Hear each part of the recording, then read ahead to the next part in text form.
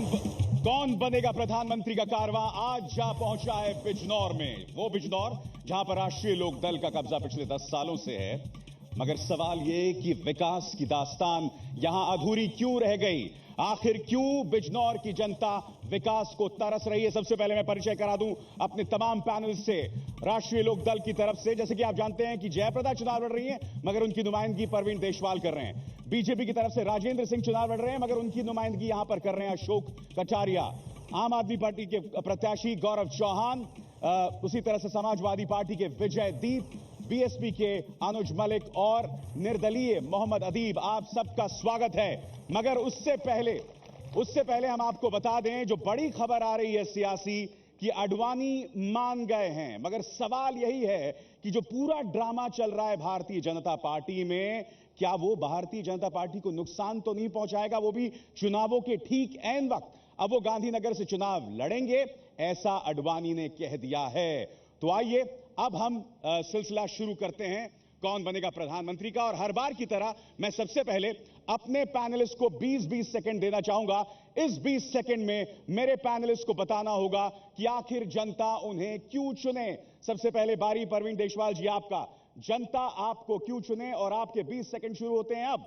देखिए, चौधरी चरण सिंह जी ने बहुत पहले ये कहा था कि देश की खुशहाली का रास्ता खेत और खलियान से होकर गुजरता है, और निश्चित तौर पर हमने गन्ना किसानों की लड़ी है। इसके अलावा जो भाईचारे की बात है वो हमने समाज में सांप्रदाय सद्भाव की बात की है। इसी पर हम वोट मांगने का अधिकार रखते हैं। शुक्रिया, आपने 17 सेकंड में बात कही। अब बात करते हैं बीजेपी से अशोक कटारिया। बताइए जनता आपको वोट क्यों दे। भाजपा भारत का मान सम्मान स्वाभिमान है, आन बान शान है और प्राण है, इसलिए भाजपा को वोट देना चाहिए। और भाजपा भारत को सारी दुनिया में सर्वशक्तिमान बनाएगी, नई रोशनी लाएगी और भारत के आम आदमी को शक्तिशाली बनाएगी, भ्रष्टाचार मिटाएगी।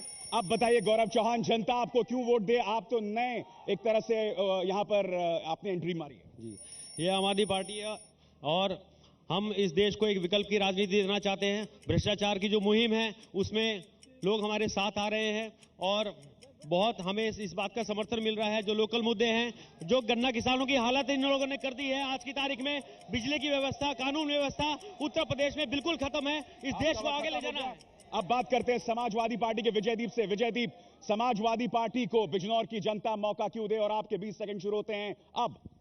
उत्तर प्रदेश में अगर सबसे ज्यादा विकास का काम करवाया है तो ऊर्जावान मुख्यमंत्री अखिलेश यादव जी ने है।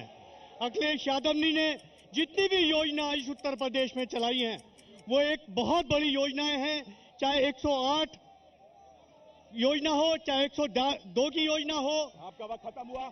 अब बात करते हैं बीएसपी के अनुज मलिक से। अनुज जी, जनता आपको मौका क्यों दे। बहुजन समाज पार्टी की राष्ट्रीय अध्यक्ष बहन कुमारी मायावती जी ने उत्तर प्रदेश में 2007 में सरकार बनाई और पूरा हिंदुस्तान भारत से उत्तर प्रदेश की जनता जानती है कि उन्होंने महिलाओं की और विकास के काम में कितना विकास किया है, और इसलिए बहुजन समाज पार्टी को लोग वोट देंगे। ये मेरी उम्मीद है और सबको विश्वास है, बहुजन समाज पार्टी को वोट मिलेगा। बहन कुमारी। और अब अंत में निर्दलीय मोहम्मद अदीब साहब, आपसे जनता जानना चाहेगी बिजनौर की जनता आपको क्यों मौका दे। आपका वक्त शुरू होता है अब। मैं पिछले 5 साल से पार्लियामेंट राज्यसभा का मेंबर हूं और अभी भी हूं। मैंने आजाद हिंदुस्तान में एक तारीख बनाई है कि हिंदुस्तान में किसी इंडिपेंडेंट एमपी ने कोई इतने सवालात नहीं उठाए। मैंने जितने अहम बिल थे इस पार्लियामेंट में आए उसमें हिस्सेदारी की, क्योंकि मेंबर ऑफ पार्लियामेंट का काम। वक्त खत्म हो गया। तो अब हम इस बहस को खोलना चाहेंगे। सबसे पहले राष्ट्रीय लोकदल से सवाल। कमाल कुछ ऐसा किया है संजय चौहान ने कि आप उन्हें दोबारा मौका नहीं दे रहे। इतनी बदतर हालत है आपकी क्योंकि आपको जयप्रदा को लाना पड़ता है।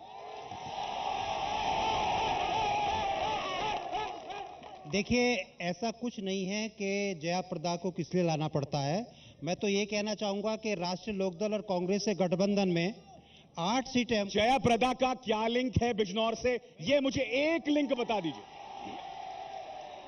देखिए, जयाप्रदा का मेरे भाई लोग बड़े जोश के साथ अगर नारा लगाएंगे। प्रकाश मेहरा यहाँ के रहने वाले थे और प्रकाश मेहरा जो डायरेक्टर थे उन्होंने जयाप्रदा को इंट्रोड्यूस किया। क्या बात है। अच्छा सुनिए, प्रकाश मेहरा की फिल्म में तो मुकरी भी थे, असरानी भी थे, तो असरानी को खड़ा कर देते।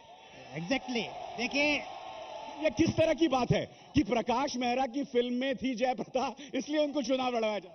जयप्रदा बिजनौर के लायक उम्मीदवार है ही नहीं। ये महात्मा विदुर की धरती है, ये महात्मा विदुर की धरती है। महात्मा विदुर की धरती का मान सम्मान स्वाभिमान केवल भाजपा बढ़ा सकती है। यह हास्यास्पद है कि जयाप्रदा को इसलिए चुनाव लड़ाया जा रहा है क्योंकि वो प्रकाश मेहरा ने उन्हें इंट्रोड्यूस करा।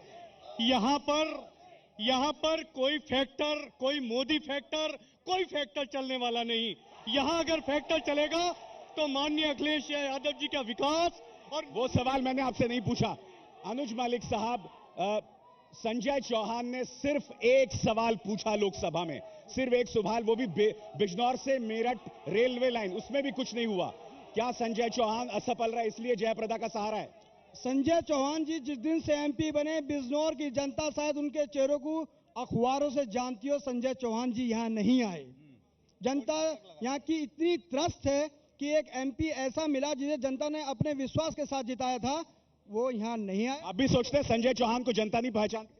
बिल्कुल नहीं पहचानती। मैं तो गांव-गांव घूमा हूं और उन्होंने कहा कि आज तक उनका चेहरा नहीं देखा है और उनके काम नहीं करने का आलम यह है कि मोहम्मद अदीब साहब, जनता नहीं पहचानती संजय चौहान को, नदारद क्यों रहे? मैं किसी पे कमेंट नहीं करना चाहता। मैं एक बात बता देना चाहता हूं, आज की राजनीति इसलिए खराब हो गई है कि पार्लियामेंट में जो लोग जाते हैं वो पार्टियों के गुलाम होते हैं। विप उनकी मजबूरी होती है। उनको ये मालूम नहीं है कि पार्लियामेंट का काम है कानून बनाना। ये लोग भूल चुके हैं। इसीलिए मैं निर्दलीय खड़ा हुआ हूं। मैं चाहता हूं कि ऐसा समाज बने जहां बोलने का मौका मिले, आप कंट्रीब्यूट करें, लेकिन जो भी लोग जीत के जाते हैं वो पार्टी के गुलाम हो जाते हैं और हमारी समस्याओं की तरफ देखते नहीं। मुझे बताइए ना, गन्ना किसानों का मुद्दा है, एक मुद्दा उठाया था उन्होंने, बिजनौर से मेरठ रेलवे लाइन का, उसका क्या हुआ? उस रेलवे लाइन का बताएंगे आप हमें? देखिए, रेलवे लाइन के संबंध में जो पार्लियामेंट में, ये तो कोई बात नहीं हुई, आप सुनने का भी मादा रखें। रेलवे लाइन का मुद्दा पार्लियामेंट में क्वेश्चन उठा था और रेल मंत्री ने उस पर सर्वे का ऑर्डर दे दिया है, उस पर सर्वे चल रहा है। दूसरी बात, गन्ना किसानों की जहां तक बात है कि उत्तर प्रदेश में, पश्चिमी उत्तर प्रदेश के गन्ना किसानों की हालात ये थी कि यहाँ चीनी मिलें चलने को तैयार नहीं थी और हमने जब 1 तारीख को यहाँ धरना प्रदर्शन किया और उसके 3 दिन के अंदर पूरी गन्ना मिलें यहाँ चलने का काम प्रदेश को किया। और अभी भी गन्ना किसानों को मुआवजा नहीं मिला है। परवीन देशवाल साहब, आप गलत बयानी न करें, आप गलत बयानी कर रहे हैं। भारत का हर नौजवान मोदी बन गया है। कैसे कह देंगे आप? क्योंकि गन्ना किसान अभी भी दुखी है। मेरी बात सुनिए ना आप। हमने कहा कि चीनी मिलें नहीं चल रही थी और जब हमने धरना प्रदर्शन 1 तारीख को दिया, उसके बाद इतवार में चीफ सेक्रेटरी को बाकायदा प्रेस कॉन्फ्रेंस करनी पड़ी और 48 घंटे के अंदर चीनी मिलें 7 सीटें मिली थी, बावजूद इसके बिजनौर बद से बदतर। मैं समझता हूं कि बिजनौर के साथ पिछले 20 साल में, 1 मिनट बोल लेने दीजिए, 1 मिनट सुन लीजिए जिसके लिए आप आए हैं। बिजनौर बदनसीब है, पिछले 25 साल से यहां कोई ऐसा लीडर नहीं आया जिसने बिजनौर को बनाया हो। इन लोगों ने दंगा फसाद करके यहां से मुजफ्फरनगर तक जो हालात किए हैं, मैं चाहता हूं कि मुजफ्फरनगर मोहब्बत नगर बन जाए, इसलिए आया हूं बिजनौर। इसलिए आए हैं। हम आपको यह भी बता दें कि हम लोगों के बीच में गए, लोगों से राय जानी कि प्रधानमंत्री पद का पहली पसंद कौन है, तो इस बार भी नरेंद्र मोदी को 77% मिले हैं और राहुल गांधी को 23% वोट्स मिले हैं। हम ये स्पष्ट कर दें कि ये आंकड़ा वैज्ञानिक नहीं है, मगर एबीपी न्यूज की वैन जो है वहां जनता में घूमी और उनके आधार पर नरेंद्र मोदी यहां की जनता की पहले पसंद हैं। 77% वोट्स उनको मिले हैं। सवाल ये, क्या आप मानेंगे? हाँ, हाँ। पहले मेरे देखिए, मैं बहुत ही सम्मान के साथ आप लोगों से एक बात जरूर कहना चाहता हूं। अगर यह वास्तव में डिस्कशन हो रहा है तो जो भी कुछ कह रहा है उसको अगर शांति से सुना जाए तो निश्चित तौर पर इस प्रोग्राम की जो वास्तविकता है उसकी बिल्कुल वाजिब बात कही। मगर मैं जल्दी से पूछना चाहूंगा आप सबसे, मेरे पास वक्त बहुत कम रह गया है। देशवाल जी, मोदी के नारे लग रहे हैं, क्या मोदी की लहर है पश्चिम उत्तर प्रदेश में? मैं मोदी की लहर पश्चिम उत्तर प्रदेश में नहीं मानता। अब तो कहें नरेंद्र मोदी की ही लहर है। नरेंद्र मोदी की लहर है। मोदी जी 2 जगह से लड़ रहे हैं, यही पता लगता है मोदी की क्या लहर। मोदी की हवा निकल चुकी है। उत्तर प्रदेश इतनी बड़ा जगह है, 80 सीटें हैं, इनकी 4 जगह कुल मिला के 80 सीटें नहीं है। जो हिंदू मुस्लिम में झगड़ा कराएगा मोदी प्रधानमंत्री नहीं बन पाएंगे। मैं आपसे बता रहा हूं, बिल्कुल प्रधानमंत्री मोदी नहीं बन पाएंगे। देखिए, अगर मोदी की लहर होती तो मोदी जी पूरे हिंदुस्तान में सेफ सीट ढूंढने नहीं जाते, वो ढूंढने के लिए बनारस पहुंचे हैं। उनकी कहीं कोई पकड़ नहीं है, वो जगह ढूंढ रहे हैं और कह रहे हैं लहर है और हमारे 150 सीटें आ रही हैं। अरे लहर का मतलब तो 400 सीटें होती हैं जो कांग्रेस पार्टी लाई थी। लहर। अदीब साहब, वो जमाने भी गुजर गए 400 सीट वाले।